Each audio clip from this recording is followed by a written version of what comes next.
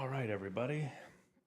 I think we should be set up here okay.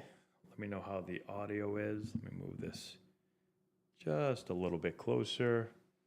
Looks like the audio is pretty good. We're going to answer some questions here. Had a long day of baseball, freezing cold baseball. I'm going to turn the stream on here on my phone just so I can get the questions a little bit easier. Let's make sure the volume sounds good. A little bit closer. There we go. Sounds pretty good. So we'll, I can set a goal. Let's go for a goal of, do a goal of 10 super chats tonight. I don't know how this works.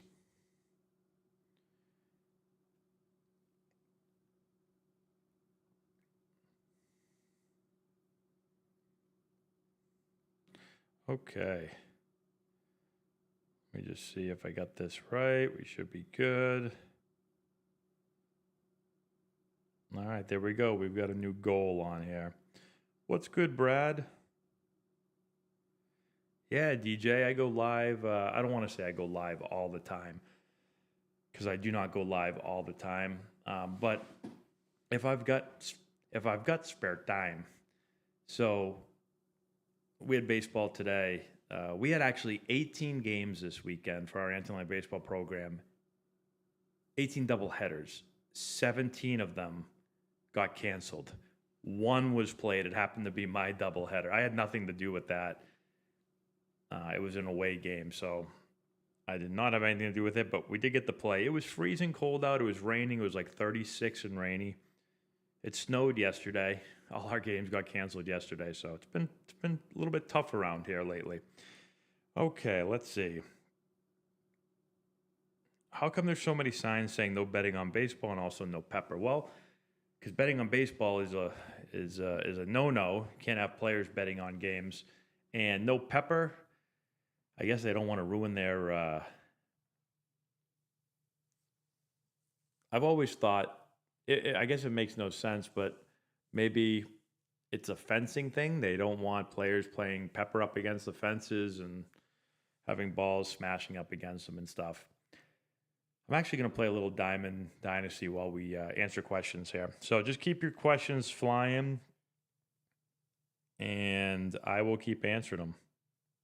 What do I think of Guerrero Jr.'s contract? Well, I think he's a great hitter. No doubt about it, he's a great player.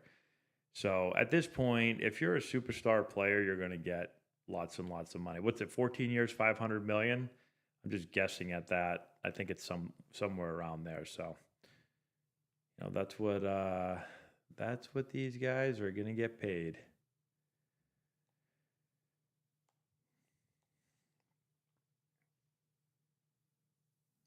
Mia's wrist is doing a little bit better. She's still in a cast, so she'll be in a cast for another 2 weeks, maybe, something like that. But she is doing better. She keeps finding a way to fall, though, over and over and over again. Hey, Matt, how do you balance pushing young players to work hard with making sure they have fun? It's a great question. I'm always trying to balance that. With my son, like I want him to have fun, which he has a lot of fun, but I also want him to like take the game serious and try to improve and get better. So it's a balancing act. I guess I'm cognizant of what I am trying to do, and I'm like monitoring myself to make sure that I'm not. Which I'm actually probably more towards like the laid back dad versus like the crazy dad. The same with coaching. As a player, I was much more on like the crazy side, like holding myself in that regard. Like I took everything super serious as a kid. Every sport, every practice. I could never go through the motions, and I don't do that as a coach. I don't really ever feel like I go through the motions, but I try to. I'm probably more on the okay, let's have some fun side of things with my son. Hey, Laura. Yeah, I'm doing a little YouTube live for a few minutes, but I'll be right up. No, just hold on a sec. It'll be a few minutes. So Laura's why we're watching The Last of Us tonight. New episode. Laura was putting both our kids to bed. Well, I said goodnight to them, and Laura usually lays with them. And I don't think she wants me on YouTube Live tonight because she just said she's watching my show without me. Whoa, we got a big super chat here. DJ Breezy, thank you. I already asked my question. I hope you see it. DJ, let me go to your question. I appreciate that super chat, man. It's very nice of you. So my question is, how does a player get into the draft? Who puts them in there? If someone is scouted, are they automatically put in? How do they get their player ID? Does the player just opt in? So, it's a good question. When I got drafted, I got drafted out of high school and then I got drafted out of college. I don't remember doing anything like special. Like I don't remember having to enter the draft or any of that. You just have to, and don't quote me on this. I got drafted a long time ago, but um, you just have to, I don't know all the regulations and all that, but I know that like after a junior year of college, you are draft eligible. So I finished my junior year, I was draft eligible. I think also like once you turn 21, so if you turn 21, but you end your sophomore year, but you're already 21, I believe you can get drafted. So there's like a bunch of different things that, to be eligible, you have to just make sure that you're one of those. I don't know how many there are, but again, for me, it was like graduate high school, enter the draft. And then if you go to a 4-year school, like a 4-year college, it's after your junior year or once you turn 21, I believe is how it is. And so that was it. And yeah, like I don't remember having to send anything in or any of that stuff. So I hope that answers your question. I'm not an expert on that, but I literally was just like, I just got drafted. I don't remember having to do anything.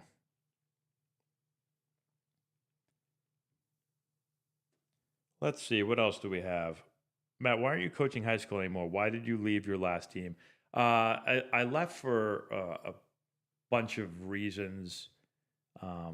Nothing too crazy. I just, high school is tough. You put a lot of time into high school, and it started to get tough with my business. So I've Anthony baseball, and I put a lot of time into that.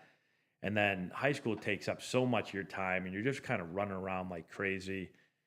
And I don't know if people that aren't involved, if you haven't coached high school, I don't think people realize how much stuff you deal with. And so I just decided that, I've coached high school basically every year since I got done playing. I was an assistant for a long time, and I was a head coach for 3 years. And I just decided that this year I was going to take off. So that's like the short version.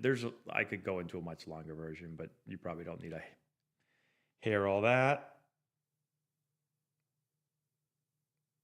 Let's see, what else?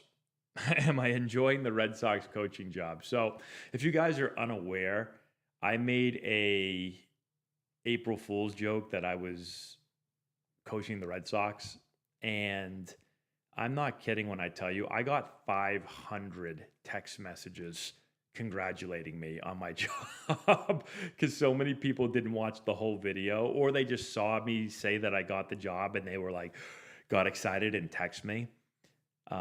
So I appreciate all those texts. I tried to get back to everyone, but it was hard because I was getting so many. But, I felt kind of bad because I had to say to everyone, like, thank you so much. I appreciate it. However, that was an April Fool's joke, and I was not hired by the Red Sox. So, and some people, I changed the title of it to April Fool's joke after a few days because then people were getting mad at me and yelling at me, being like, I just wasted 10 minutes of my life to see you do an April Fool's joke on like April 3rd. So I changed it. It's actually amazing if you think about it. And I'll preface it with this. Like, I'm not trying to waste anybody's time because I know everyone's time is valuable. But it's crazy to think about, like, in today's world, how many messages I get from people that say, oh, shoot, really bad bass running right there. So I'll like make a video, and if I repeat myself like one time, I get so many people that are like, "Get to the point. You're wasting my time. You wasted a minute of my life." And I'm like it's amazing how many people will yell at me for wasting their time. Uh, and I don't know if that's just like, again, I'm sure people didn't want to waste their time like 20 years ago either, or 40 years ago, but I don't know if things just go so fast on Twitter and social media that people feel like if you say the same thing twice, they like freak out on me in the comments. Get to the point. I don't have all day. I'll make like a 5-minute video, and people will just bash me for wasting 22 seconds of their life. So, that's a side tangent there, but I find that interesting. Hey, Brad, thank you so much for the super chat. Brad, doesn't look like you asked a question. Look like you just gave the super chat, which I am super appreciative of. If you have a question, let me know. You're right, Craig. Family first. I know. This is always the busiest time of year for me with baseball. And, I feel bad because, like Laura was saying, she's like, you've been working a lot, and I am working a lot. And sometimes I notice that when I'm working a lot, I get into this mode where I feel like I always need to be working. So, it's hard to explain. And there's a lot of stuff that I could be working basically 24 hours a day. There's so many things to do. But yeah, I get into this mode where I'm just like, I start working and then I just keep going. And sometimes I don't know how to turn it off, which is good in some ways because it helps, with our teams and the business and all that. But in some ways it's bad because you can't just work all the time. And sometimes I don't even realize it. Sometimes I'm just like, I can work 12 straight hours and just keep going and not really get tired. And then, Laura will yell at me, tell me to stop.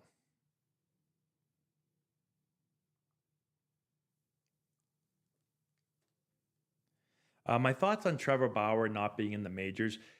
Yeah, so DJ asked if I could speak on that. I don't, I haven't followed all of that stuff close enough. So I can't really say. I just don't feel like I'm informed enough. Oh, here comes a dog. Here comes a dog, and here comes Laura. Do you understand that you're saying you don't know how to shut off while you're working at 11 o'clock at night? I know. Laura said, do I understand that I'm saying I can't shut it off, and yet here I am on YouTube at 11 o'clock at 10:15. Laura, I'm coming up in a few minutes. I told everyone I'll be up in a few minutes. I am excited to watch that show tonight. Oh, Laura said she's got to clean the kitchen. That's code word for you should come up and clean the kitchen. Laura cooked a fantastic meal tonight. She does a homemade pasta, gluten-free, because she's gluten-free, and I noticed that in my old age, I get Lucy, she's eating something. I've noticed in my old age that I can't eat gluten. If I eat gluten, I get the worst stomach ache. My stomach sticks out like 6 inches. So she made a nice gluten-free pasta with homemade sauce. And what kind of sauce is it, Laura? How do you cook it? They don't want to hear about my pasta. They do. They want to hear about your pasta sauce. Don't you guys want to hear about her pasta sauce? How do you cook it? Cherry tomatoes, olive oil. She left. She's shy. It's a secret recipe, guys. She apparently can't let you know. What's the Dominican Republic's secret to success? How is such a small country producing so many good players? So, great question. I've played with a ton of great Dominican players, and I've actually never been to the Dominican, so I don't want to act like I'm an expert here, okay? But I've talked to a lot of players, and this is what I gather. A couple of things. One, from a young age, they put a lot into baseball. Like, the country loves baseball. They take a ton of pride in baseball. Pretty much all of them play baseball. In America, in the US and in all other countries, but let's just say in the US, like players play basketball and hockey and soccer and football and wrestling and baseball. Like they play a million sports. In the Dominican, it's like when you're born, most boys are given like, you know, they're playing baseball. The majority of them. So that's one. Everyone's playing the sport. They take great pride in it. They work really hard and they focus on it from a young age, and they do it a lot. And when players are identified as like really good players, a lot of them will go into academies and they'll start training, you know, way more than an American player would train. Um, you know, I actually was just watching the Red Sox, The Clubhouse, which is on Netflix, that documentary. And they were talking about it a little bit on there. And they said, you know, a lot of players might go, when they go to these academies, they might do 1 day of schoolwork a week and that's it. And some are doing less than that. And so there's a huge priority on like the sport and developing them. So I think that's really big. And then it mentioned it on there as well. It's like a lot of the players look at baseball as a way to support their families. So I think those are probably two of the main reasons. They're doing it a lot. They're practicing super hard and they find it as like a way to help support their family, make a lot of money. And so, yeah, I think those are probably the main reasons.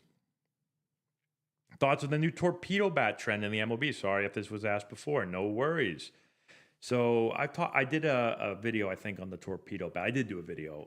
I don't know why I said I think. I did do a video on the torpedo bat.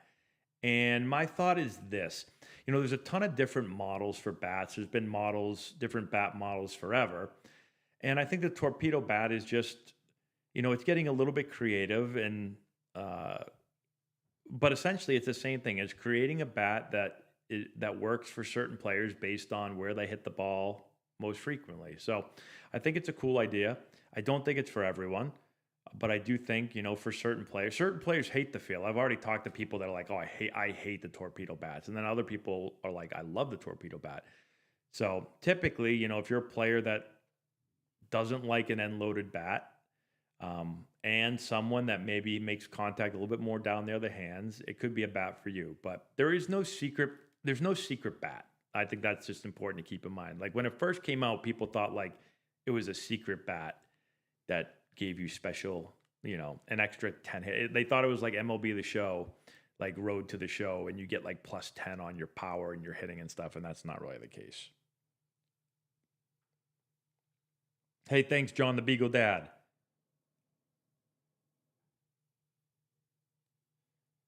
Jake, you want to mail or donate bats?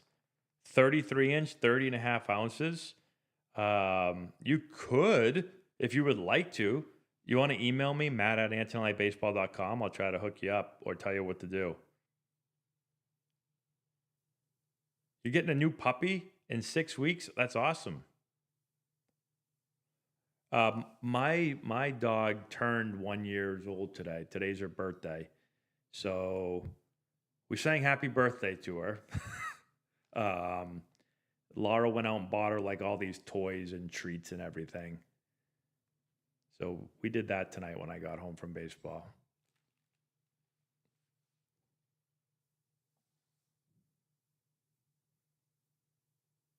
Do I catch myself saying back in the day? Yeah, I say back in the day a lot.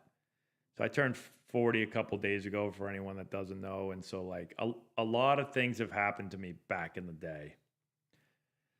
So anytime I'm referring to my childhood, I think of back in the day because I was born in 85. And so, you know, I think of like the late 80s and the 90s as back in the day. I think of the 2000s. The 2000s was when I was in high school and college. And I don't even think like, I feel like I was in high school and college not that long ago. But the 90s feel like a long time ago.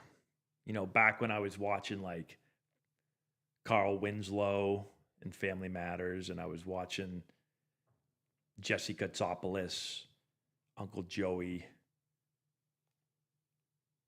Danny Tanner, Michelle. Like Full House was a big.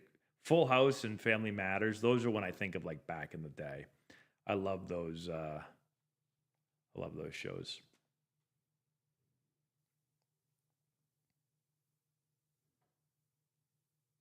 What else?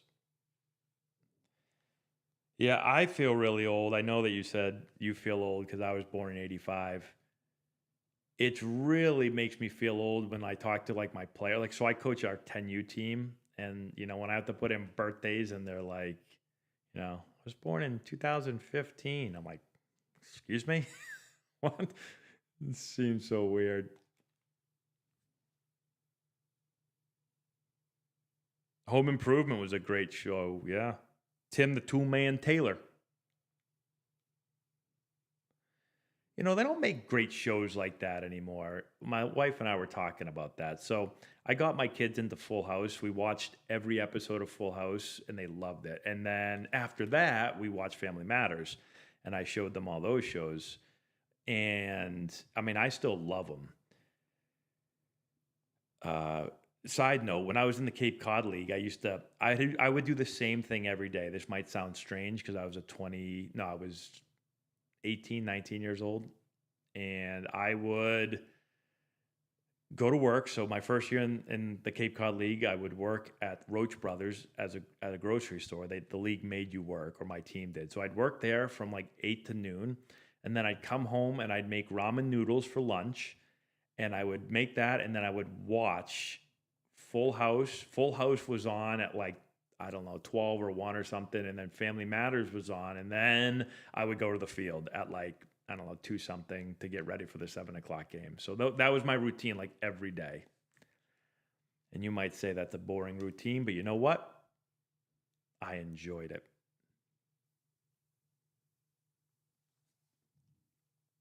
King of Queens, great show. Yeah, a lot of good shows. But oh yeah, so back to I feel like for kids, like so many kids, we're trying to get our kids off of like YouTube and all that crap. It's like, watch a real show, like watch Family Matters. Is there anything better than at the end of every Full House and Family Matters episode when they start playing that music and then either Carl and Family Matters or like Danny or maybe Joey or Jesse or somebody in Full House is going to give you a life lesson. There's always a life lesson at the end of every show. And I'm just like, we're watching it and I'm like, this is what our kids need to hear. They need to hear these nice life lessons. Instead, I got my son watching some stupid YouTube video where he's like, Sigma toilet, bet, yeah, bet. If he tells me bet one more time. So, sorry for the tangent talk. Oh, I have so many minor league stories. Let me think of a couple in a minute. Friends was a great show. Laura loves Friends. Friends is like one of Laura's. No, it's not one of. It's probably her favorite show, although she loves Grey's Anatomy too. I just went deep. As a player, how do you feel about doubleheaders? Doubleheaders are hard for players. And you might say like, well, it's only one more game. But when you're playing the 162 of them and you're playing every night, it's tough when you have to play every single night and then a doubleheader. It's always tough. I would say most players would agree with that. Oh, a little Star Trek, huh? So Star Trek was one show that I never really got into. Why can't kids throw pop-ups on the infield in between innings? I'm not sure. I guess you technically could. We don't have our players do it, but I just went first pitch homer with Jose Ramirez right there. Let's see, what else? Could everyone give this video a like also? I forgot to ask for that. Let's see. Which team called you with an offer today? What kind of offer? Coaching offer? Yeah, Padres are looking pretty good. My Red Sox got to get it together. My Red Sox were my pick this year for, I've been really busy. I was watching every inning of every game, and then I missed the entire White Sox series because I was so busy. But I'm gonna go back and watch. I'm gonna go back and watch that.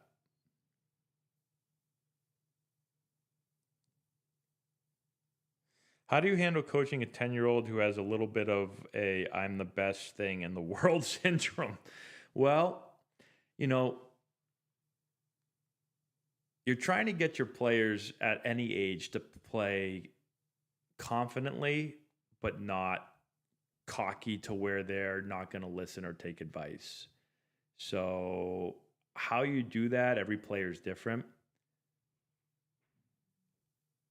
So, with like my son, you just got to know the player. So, like, I don't know. I guess I'd have to really see what exactly the attitude is like for the I'm the what did you say again? I lost it. I'm the best player in the world. I'm the best thing in the world. Yeah, so I guess I'd have to see exactly how he acts. But I definitely want our players to be confident.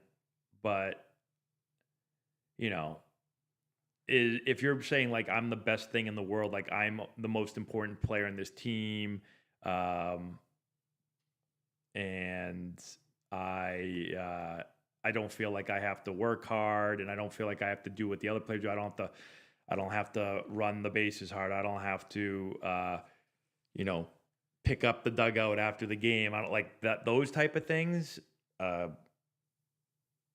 I would have a talk with them.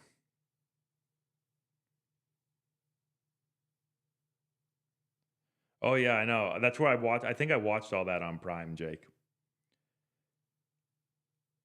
Are there any players that you played with still active in the MLB? Yeah, so if you think about any old, so I'm 40. If you think about any 40-year-old, 36, 37, 38, 39, 40-year-old in the major leagues, 41-year-old, I played with them or against them.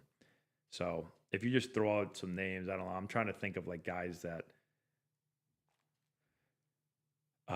I mean, and I played with like so when I was in the Nationals, I was with Bryce Harper. So his first spring training was my spring training with them. So like I was with Harper in spring training. So even like a little bit younger guys, I'm not that old. Like Manny Machado, me and him were together with the Orioles. His first spring training, I was with I was in the 40 man with the Orioles. So um, I got to know Manny a little bit. That was a long time ago, but he was super, super nice kid. But really anybody. Like I played against Mike Trout and Verlander, Scherzer, Kershaw. Um, a lot of my Padres guys are now. Most of them are out of the league, but I play with 5 different teams, so.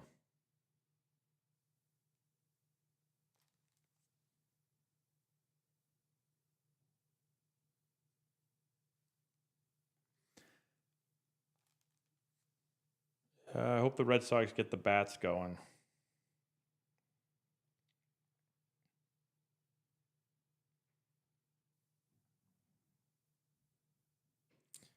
Yeah, Carl was the best. You know what's funny?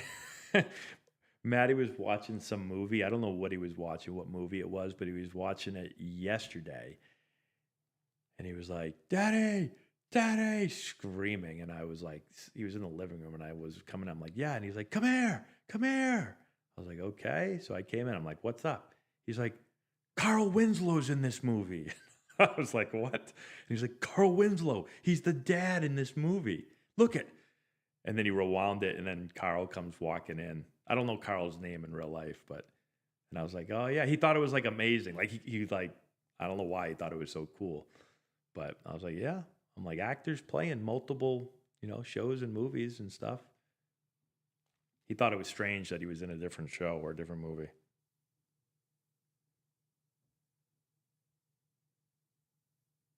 Hey Matt, is it wise for a senior to walk on at a JUCO without playing in high school ball? So I'll say this: walking on is really difficult. I think a lot of players, we've had tons of players over the years, and like the guys that have tried to walk on places, it is really, really hard. So especially if you haven't played baseball, it's going to be really difficult if you haven't played high school baseball.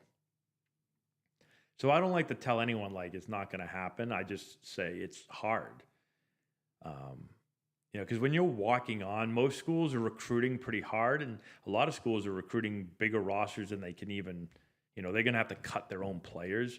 And then it's like if you're trying to walk on, you have to beat out all the recruited players, a lot of them that have scholarships or have guaranteed roster spots, and like you have to beat all of them out, which is really difficult to do. So, not impossible. I've seen it happen, but it is difficult to do.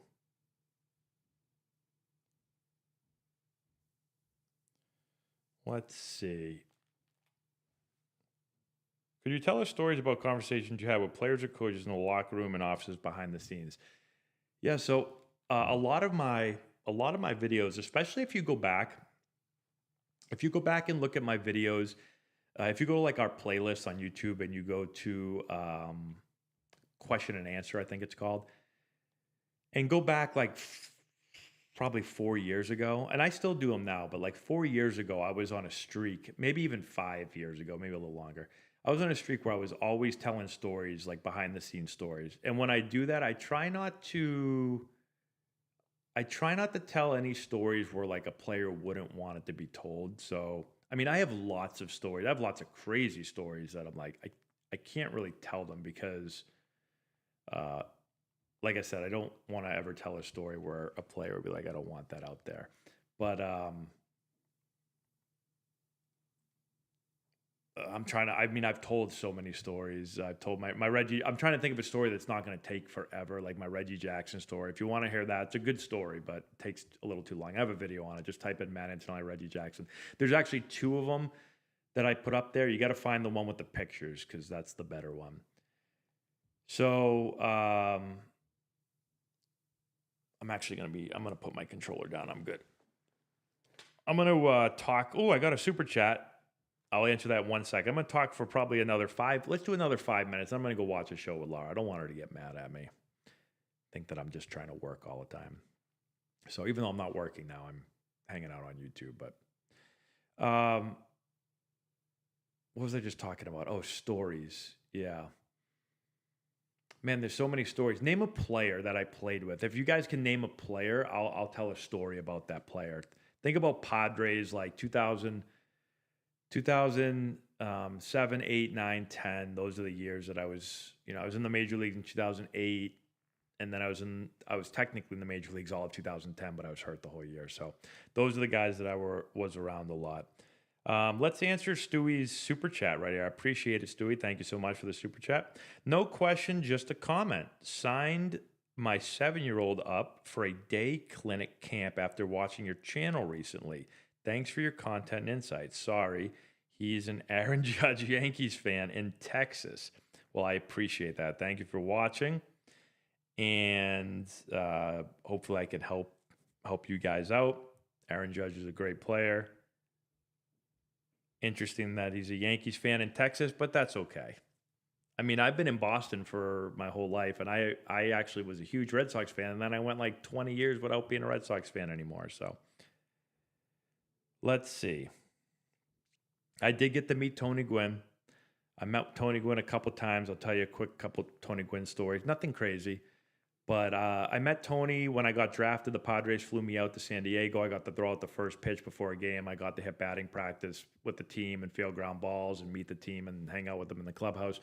And then they had me on TV, and Tony was working at the time. I think he was one of the commentators on TV. So I got to sit in there and talk with him and answer some questions and stuff like that. And then the other Tony Gwynn story that I told was I was in the clubhouse and he just came by. He wasn't in the clubhouse. He wasn't in the clubhouse very much. See him walk by every now and then, but that was really it. It's not like he like hung out with the team. And one day he did come over to me. I was sitting down and he said, he just came over and was like, he talked about my load. He was like trying to give me hitting advice. I was struggling a little bit or a bit. And he said that I wasn't getting loaded. And he just said I needed to get loaded more. And he said it a couple times, and I was like, okay. I was like, I appreciate that. Thank you so much. It was a real quick conversation, and it was one that I wish like we talked more. I can't remember if like I was getting ready to go out and hit, and maybe that's why it didn't last that long. But I remember he gave me that advice, and he was probably right. Um, but I wasn't really sure where to go with it because I was like, get loaded more. And at the time, I didn't really study hitting very much at all. I just hit, and I was like, I don't know what that means, but I will try to do that. Let's see. Yeah, Chase Headley. Chase and I played in the minor leagues together, played in the major leagues together. Trying to think of some Chase Headley stories. Super nice guy. I actually had to move positions because he was a third baseman. I got drafted. I was a third baseman. I moved to second because of Chase. We played AA together. He had an awesome AA season there. Then we went to AAA together. Then we went to the big leagues together. He beat me to the big leagues by a little bit, I believe, and then I went up the next year. But really, really, really nice guy. I'm trying to think of like a specific story. I can't remember a specific story. Adrian Gonzalez, another really, really nice guy. When I think of Adrian, I always think of like how much he hit in the cage. I always think about like seeing him in the cages early, like really early. I think about him doing this drill where he'd put the tee like so far inside that you almost like couldn't hit the ball, and somehow he'd hit it to left center field, even though the ball was like literally on the tee was like on his chest. I always think of him doing that drill. And I played with him and his brother. Brother was a nice guy too. One thing that I always remember about Adrian, I remember in spring training, my first spring training, we were doing infield pop-ups, just working on like catching pop-ups, and he would always put himself infield in. So when the pop-up was hit, he'd have to like run back on it, make a tough play. And when I did it, I wouldn't go infield in. I'd just go infield back, and they were a lot easier. And he like called me over pretty quickly, and he was like, why don't you play infield in? Why are you always playing back? He's like, it looks like you're trying to make the pop-ups easier for yourself. He's like, in practice, he's like, try to make it harder for yourself. Put yourself in a spot where it's not just some routine pop-up right to you. Like move infield in sometimes, so you have to go back on the ball and make it more difficult. And I was like, honestly, I was probably playing cautious because I'm trying to make the team, and I'm like, I want to do everything right. I don't want to screw up. Whereas he was more of a veteran player. He'd been in the big leagues, but it makes sense. Like make practice tougher than the game. So that's one thing that stood out with him. Will Venable, Chris Young, played with both of those guys. Will, I came up with, throughout we played single A together, double A together, triple A together, major league ball together. So Will, super nice guy. Will came to my wedding, which was nice of him. Now managing the White Sox. So when I think about Will, I think about like very tough competitor on the field, worked very hard, played the game very hard and aggressive, great outfielder, but just like very competitive on the field, and then off the field, just very like soft-spoken and just a really nice guy. So that's what stands out to me the most about Will. But great guy. Was with him a lot for a lot of years, and he was always awesome. Nick Hundley, another good friend of mine. So the story that always reminds, I have a lot of Nick Hundley stories, but like the story I'll tell real fast, and I don't know why this always sticks in my head. There's a couple of stories, actually. I can't tell a few of the stories. Not that they're that bad, but I'm not going to tell them. But one thing that I always remember about Hundley is that he wanted to run a back pick. So he was catching. I was playing second base, and this guy was getting, too big of a lead. And so he wanted to catch it and throw a back pick to pick the guy off. And so we had like a little like signal that he would give when we wanted to do it. So he gave this signal, and I was like, okay. And so the ball was thrown, and he caught it. And once he caught it, I went to break for the bag, and he came up to throw, and he didn't throw it. And I could tell he was pissed. And I was like, I don't know what I did wrong. Like, I knew the play was on. He caught the ball. I ran to do the back pick, and he didn't throw it. So I went into the dugout, and he was heated. The one good thing about Nick is that like he was same thing, like very like fiery competitor. And like he could lay into you, but he didn't do it. He wasn't being a jerk. He just was very passionate, like wanted you to do it the way he wanted you to do it and wanted to do it right. And I remember I came in and he was pissed. And he was like, I don't remember the exact words, but it was something like, when I effing put a back pick on, get to the effing bag, something like that.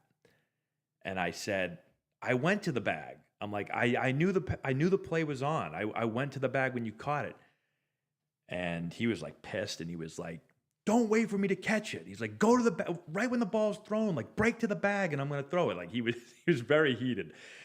And I want to say, well, Nick, you didn't tell me that before. You just told me you wanted to do a back pick, but now I understand what you want me to do. So I will not, I made sure, like when he said it, the way I was like, I will not mess up another back pick when he calls a back pick. Jody Garrett. Wow. I'll tell you a quick Jody Garrett story. So Jody and I were roommates. Jody, great guy. Jody almost won Rookie of the Year with the Indians when he was with them. And then he came over to the Padres. So I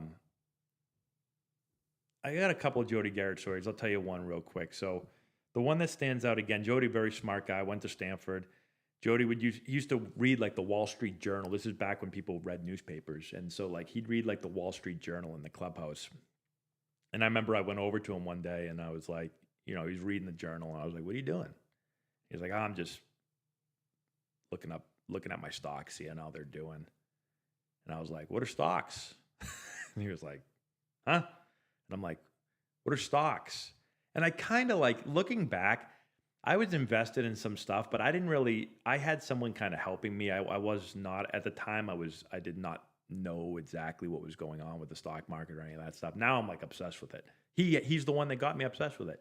And he was like, are you shitting me? Like, you don't know what stocks are? And he was like showing me, he's like, they're companies. He's like, you own shares of them. So then we became roommates and we were on the road, and were we in Vegas? I can't remember where we were, but he was watching CNBC, he was watching Fast Money. And I was like, what's this? He's like, oh, it's Fast Money. They talk about the stock market. I watched it with him, and then I got like hooked.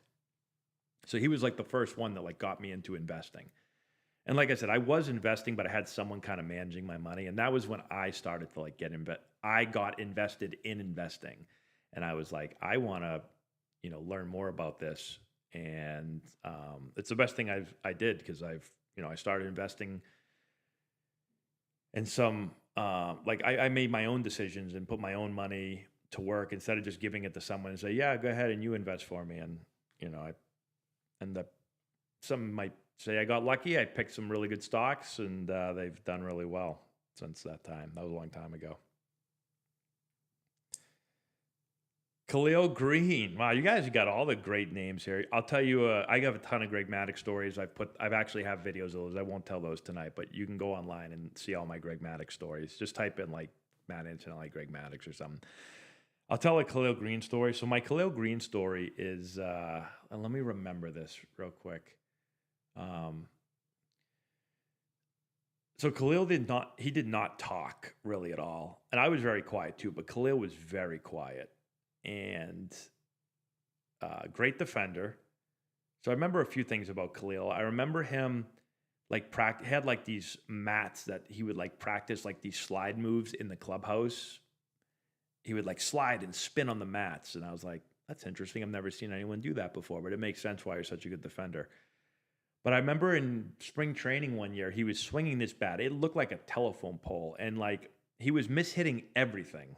And I was watching him, and I was like thinking to myself, like who am I to talk about Khalil Green? He's way better than me. But I was like, he's mishitting all these balls. And so he came out of the cage, and we started talking about the bat that he was swinging, and it was huge. And I think I just like asked him what's the bat, and he named how big it was, and it was like, I don't remember the exact weight and ounce of the bat, but it was really big.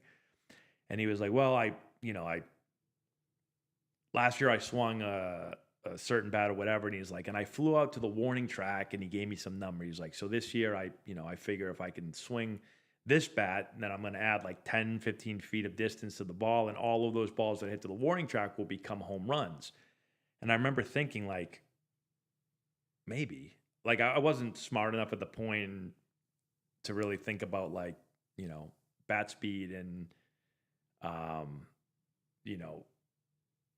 getting a heavier bat could slow your bat down. Like you have to really kind of test that stuff out when you're looking at different bats, because it's like, yeah, your bat's heavier. It's got more mass behind it. Like, but you got to be able to swing it. You got to make sure you can still swing it fast, or else you're not going to hit the ball as hard. But I remember just thinking, the only thing I thought, I was like, well, I just watch you pop up to the infield like 52 times in a row. I don't know. I don't think those balls are going to go anywhere close to the warning track. Like, maybe we should go back to the old bat. But again, who am I to say anything to Khalil Green? He was a starting shortstop, and I was just a bum. So let's see. Okay, we'll answer a few more, then I'm going to go hang out with Laura. Hey, Mar, thank you so much for your super chat. Did you know today is National Diarrhea Day? I did not. And I always say this when Mar leaves a super chat. He only talks about diarrhea in the super chat. So, any Derek Jeter stories? I have no Derek Jeter stories, unfortunately. That's one player I do not have. I never played against Derek Jeter. We played the Yankees one time in spring training, and they did not play me in that game, so I never got to play against them. Nick, I was not happy about the snowstorm we had yesterday because I had all my baseball games canceled. Randy Wolf, I played with Randy Wolf. I don't have any special stories. I'm trying to think real quick for you guys. I don't have any Randy Wolf stories off the top of my head.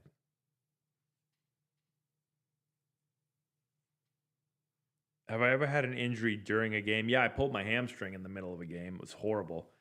I hit a ball in the gap, rounded first base to head to second, and my hamstring just popped. And I just hobbled into right field and fell flat on my face and got tagged out. that was it. So now I was out for like a month.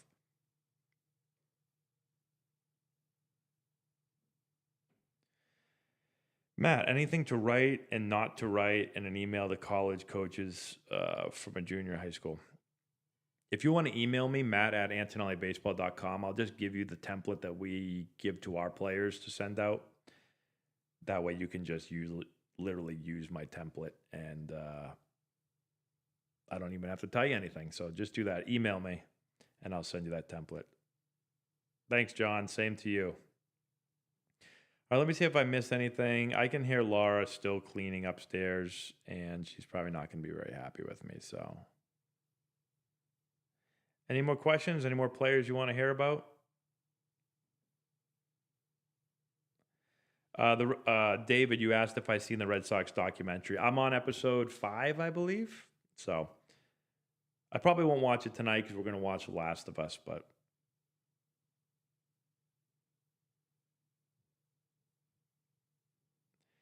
strange question, but any advice for a brand new team that just joined in a men's league? So I have never played in a men's league. When I was done playing, I got asked to play in like 100 different leagues. I said no to all of them. So,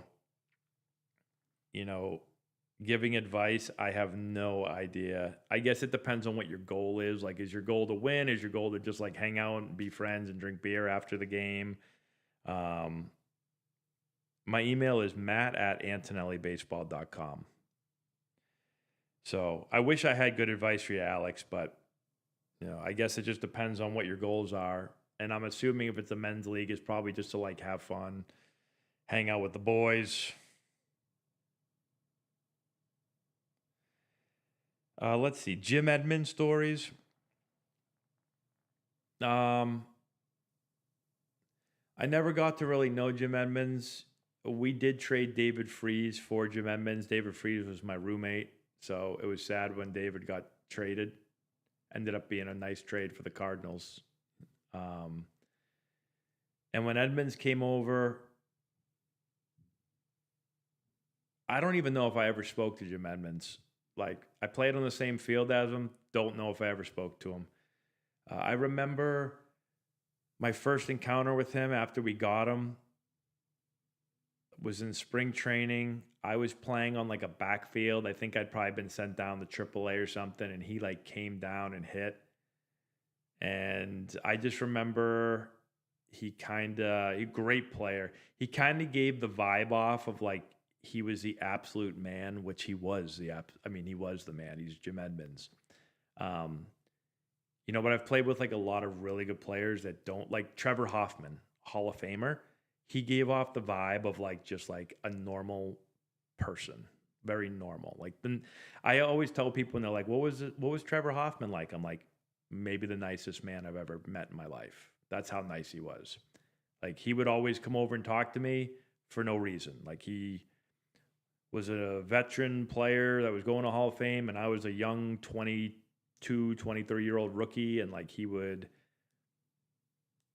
come over and talk to me about random stuff. Like I'd be I've told a few of these stories before. Like I'd be have my headphones on, he'd come tap me on the shoulder, I'd take my headphones off, he'd just say, "We listen to," and I'd tell him, he'd be like, "It's a good jam," and they'd walk away.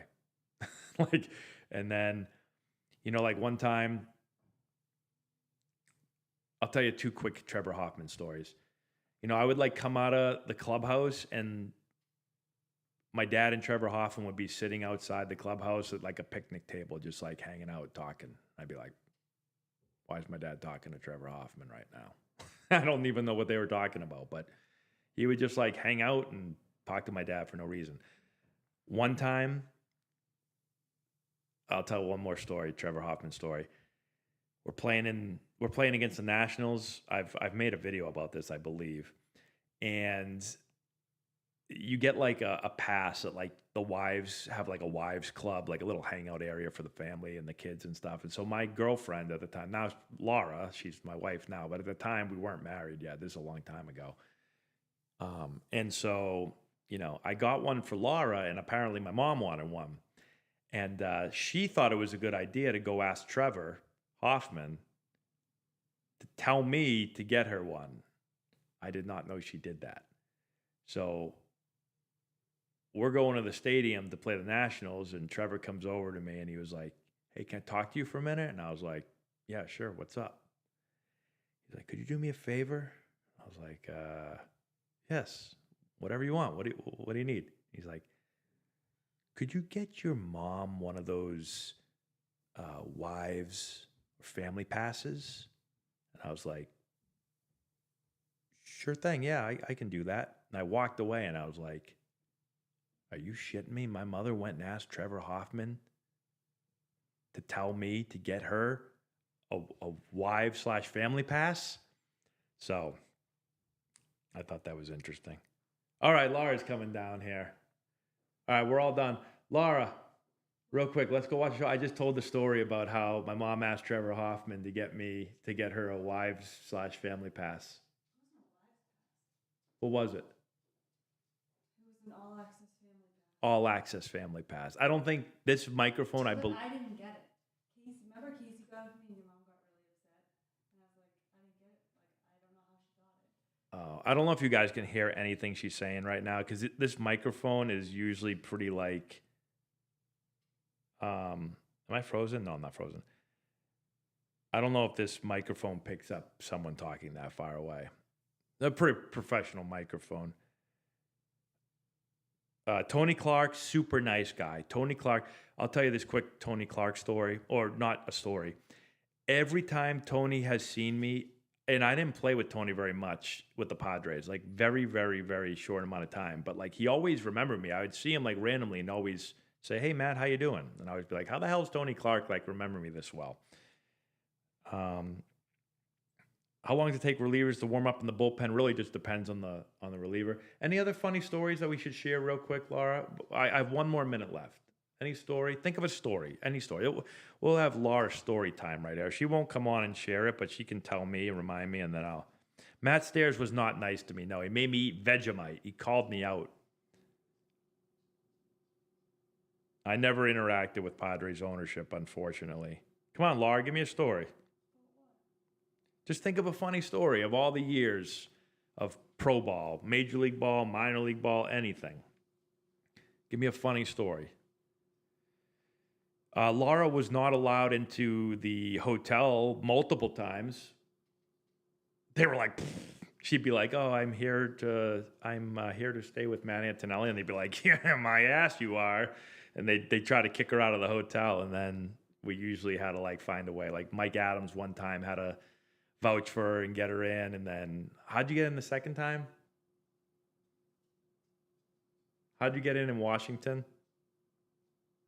Well, it's not that they didn't not let me in. It was when we were used to minor league hotels, and then when you got called up, we thought I would just be able to walk Yeah, in from so like normal. I don't know if you guys could hear her. So like in the minor leagues, if she was staying in like the hotel with me, like, they don't care. But in the major leagues, they don't just let like random women be like, yeah, I'm here to see Adrian Gonzalez. And they're like, right this way. Laura thought she was just going to walk in. Now I'm no big deal, like whatever. But I'm still like in the major leagues and I'm on the team. And she thought she could just walk in and be like, yeah, can I have a key to Matt Antonelli's room? And they were like, beat it. Get out of here. So we learned that you can't They do left me in the lobby. can't do that. Yeah, they would just leave her in the lobby. Get out of here, peasant. Thoughts on Buck Showalter? All right, Laura, one more story on Buck Showalter, and then I'm going up. Unless you have something good to add. You have a story to add? She has no story. She has so many stories. Her mind, she's got like it's like a steel trap. Anything that's ever happened in life is in there. Like she can be like, I'll say something and she'll be like, you did say that back on April 16th, 2014 at 6:30 at night. She remembers everything. Buck Showalter. I'll tell you a quick Buck Showalter story. Two Buck Showalter stories. They got to go fast, though. First thing, I thought Buck was super prepared. I thought of all the managers I played for, I always felt like he prepared the team in a different way. We watched a lot of video, which a lot of other teams didn't. Like we'd watch video on all types of stuff. We covered different situations. You know how when you think about like Bill Belichick and they always say like he was a situational like master, like his teams were always prepared for every situation. I think of Buck Showalter in a similar way. I never played football for Bill Belichick, but like I always think of, when I think of Buck, I think about like a situational master, ready for all situations. He would get us ready for situations that I'd be like, I've played baseball. Well, at the time I hadn't played that long, but I played a while, and I was like, I've never even. When the hell would that ever come up? And he would literally tell us in the thing. He'd be like, this situation might come up once every couple of years, but if it does, this is how we're going to defend it. And I'd be like, shoot. And then like it randomly, like it might not, it'd be like 3 years later that the play would happen. I'd be like, damn, like we worked on that. Buck was telling us what to do. So I think of that when I think of him. One other story real quick. I'm on the bench, not playing as always. And a play happens. Robert Andino was our second baseman at the time. And so the play happens, and all of a sudden, like, I feel like somebody like right on my shoulder, and I like look over, and it's Buck. And he was like, hey, he's like, if you're in the game right there, what are you doing? And I was like, thank God I was watching the game and paying attention, kind of paying attention, because sometimes you're on the bench, you're just kind of chatting. And I was like, well, and I just threw something out there. And he just looked at me and just kind of like went like that, and he just walked back to his little seat. And I was like, I've never had a manager in all my career ever ask someone on the bench, like, what would you do in that situation? But again, situation stuff, like he was big on situations. And then, I don't know, I'm thinking of some other things. I sat with him in his office when I first got signed. I went out to Baltimore when they first signed me and sat with him, and like he kind of gave me like his plan for what he thought I'd bring to the team.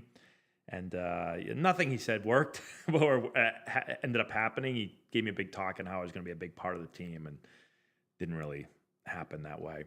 And then the last Buck Showalter story I'll share real quick, because I got to go, is when I got sent down to AAA, he called me into his office, and he was like, hey, he's like, listen,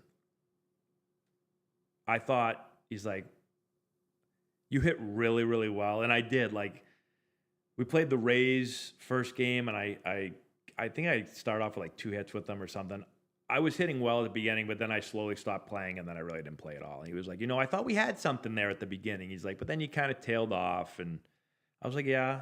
I wanted to kind of be like, yeah, well, my playing time also tailed off pretty quick, and so I didn't really get a ton of opportunities, but that's okay. And he was like, but listen, you're going to go down to AAA. You're going to be our starting third baseman down there. You're going to get a ton of time, and, you're going to get back up here again. And I was like, okay, awesome. So I went to AAA. First day at AAA, I'm on the bench. I'm not playing. The first time in my life that I was not starting. And I was like, I'm on the 40-man roster. Like, why am I not starting in AAA? He told me I was going to be the starting third baseman. And we had two other guys there. And another third baseman, and he wasn't playing. And so, like, he's kind of upset, and I was kind of upset that we weren't playing. And I don't know how we got into the subject, but he was like, Buck told me I was going to come down here and be a starting third baseman and play every day. And I was like, hold on a minute. I'm like, what did he tell you? He's like, when I got sent down, he told me that I was going to come down here and be the starting third baseman and play every day. And I was like, he told me I was going to be the starting third baseman and play every day. And then we had another guy that was starting at third base. And so, like, again, I don't know how the conversation started, but he was like, yeah, Buck told me when he sent me down that I was going to be the starting third baseman down in AAA, and I would start there every day. And we were all like, he told me that. And like, so there's three of us. He told all three of us that we were going to go down and be the starting third baseman. And then we were all kind of like, that's kind of weird. And it wasn't long before I was designated for assignment, and then I signed with the Yankees. So, opinion on calling manager by their first name. Yeah, you don't call any managers coach. You do not call them coach. If you call your manager coach, you're going to get yelled at. You can call certain ones Skip, but majority of players do not call their manager. You don't ever call him coach, and you rarely call him Skip. Some people call him Skip, but like when I was in San Diego, it was Buddy. So like I wouldn't be like, hey Skip, or hey Mr. Manager. I'd just be like, if I had a question, right, I'd be like, hey Buddy, whatever. With Buck, it wasn't like, it would just be like, hey Buck. So you just call them by their first name. You don't call them. You can Skip is like the one word where like you can use Skip, but I never really use Skip. Like when I was with the Indians, and I wasn't there very long, but it was Tito.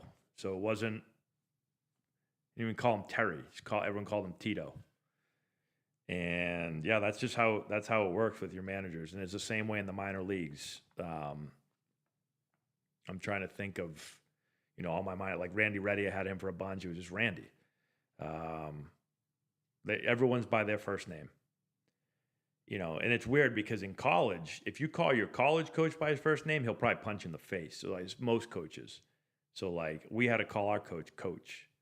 And if you didn't, like some guys, he heard a few guys not calling him by coach, and he was not happy. So you got to make that switch when you go from college to pro ball. And like I have some of players for us call me Matt or call me coach. But most of my high school players just called me Matt. And a lot of people would be like, you let them call you Matt? You don't make them call you coach? And I'm like, no. I mean, if they call me coach, I'm fine with that. I don't say don't call me coach. You can call me coach all you want. But I'd say a high majority of my players that play for me in high school and travel ball just call me Matt. And I've had so many people be like, how do you let them do that? And I guess it's probably just from playing pro ball for so long where everyone just called the coach or the manager by their first name. Don't call your manager Blue. You're right. I do have to get a facing. I got to play. I'll try to play tomorrow. I'll try to play some Road to the Show. I haven't had a chance to play because I've been so busy, but I'll try to get my work done early in the morning tomorrow. I'll get up nice and early, and then I'll play. How close is the movie Major League to the real majors? Well, not really that close. Great movie, though. I'll answer one more question. I love answering questions, though. These are fun. Did you ever play at Lancaster Jethawks? Tony, if you want to see something funny, I went 6 for 8 in a game at Lancaster. Go on Google after this and type in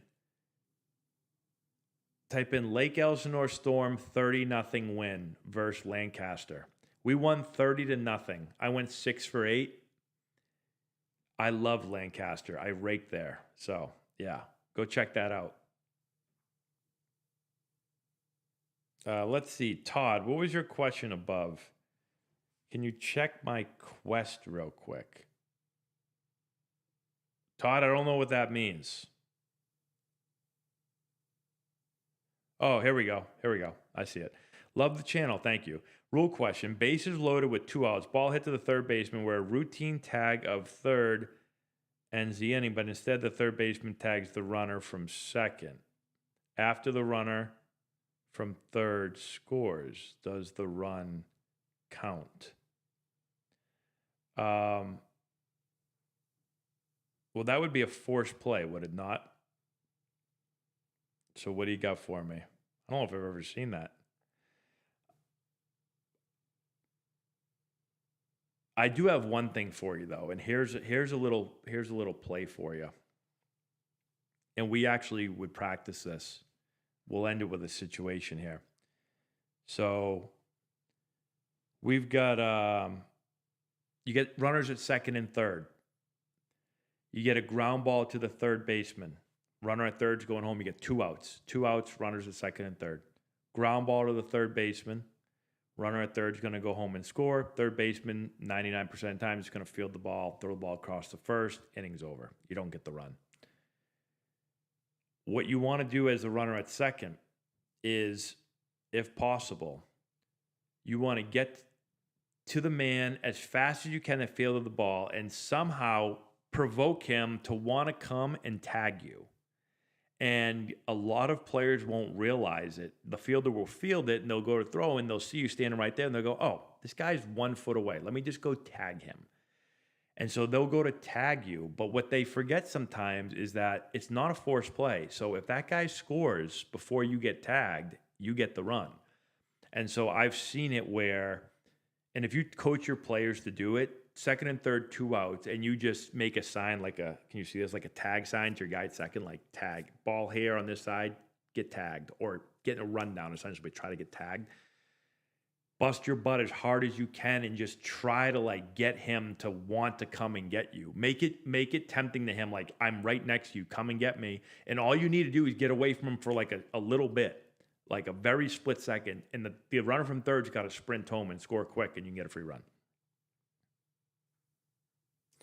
I skipped the question from T. Do you miss starting pitchers not pitching 6 or 7 innings or even a complete game now and then? The whole story of the game has been completely removed. I find it disappointing. Yeah, so I'll be honest. I really don't care. I know the game has changed, but the game has changed. Like I think every sport changes. Baseball is always like the toughest with change. Like people don't want baseball to change. So I don't have a problem with it. You know, I know a lot of people be like, I used to love complete games and everything. Maybe I'm not that old to remember like tons of complete games, but yeah, it doesn't bother me. I'm trying to think of how I can, I like watching guys come out of the bullpen too. I know some people get upset. Sorry, my foot's wicked itchy right now. I know some people get upset. They're like, pitchers only pitch 5 innings and they get him out of there. I mean, it depends how well they do in 5 innings. But I do think like people have realized like third time through the order, batting averages and really all offensive statistics typically improve third time through the order. And so that's one reason why guys will get out early. Bullpens have also become like everyone in the bullpen now throws 100 miles an hour. So, that's helpful as well. I think with the huge contracts as well, like people take more of the long-term view on everything. So they don't want to just run their pitchers into the ground. Pitchers back in the day, you might also say like, well, pitchers were tougher back then because they used to get used all the time and they would still pitch well into the playoffs. And that might be true. But I do think like with the amount of money and everything now, the players getting paid, I think they are trying to take a little bit more of a long-term view and try to keep players healthy for the playoffs and the long season. So, and it is a long season. Didn't you get your first hit off Greg Maddux? Maddux threw a ton of complete games. I did. Yeah, Maddux was very old when I was very young, so. Okay, everyone, I've answered a lot of questions tonight. That was fun. Hopefully everybody enjoyed that. I'm gonna go watch a show. I told Laura I'd only do this for half an hour, and I did it for how long did I do that? Oh my! I did it for an hour, guys. She's not gonna be happy with me. Anyways, hope everyone got their questions answered. I appreciate all the super chats. Like the video one more time if you haven't done that already. And I don't know the next time I'll be live. I usually try to come down quick and do a live every week or so, sometimes twice a week, if I think I can do it and not get in trouble. So I'm gonna go watch the show. Thanks for hanging out, and we will talk to you later.